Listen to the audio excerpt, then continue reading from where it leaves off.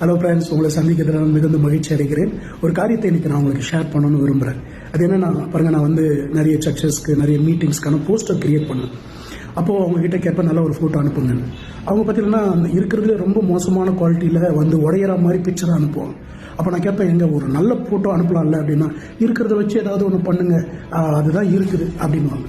பாருங்க, ஒரு கிரியேட்டரா அந்த மோசமாக இருக்கிற அந்த குவாலிட்டியை வச்சு ஒரு தரமான போஸ்டரை, ரொம்ப அழகான போஸ்டரை உருவாக்கி அனுப்பி வைப்பேன்.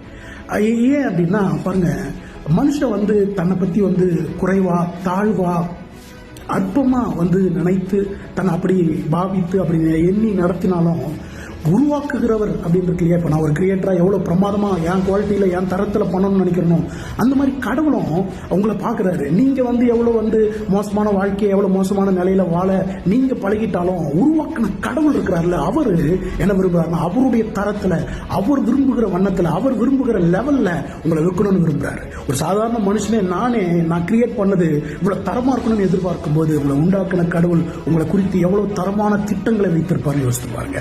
நிச்சயம் சொல்றேன், உங்களை கர்த்தர் தரமான உயர்வான அவர் லெவல்ல அவருடைய குவாலிட்டியில உங்களை ஆசீர்வதிப்பேன். நீங்க நல்லா இருப்பீங்க. உங்களை ஆசீர்வதிக்கிறேன். God bless you.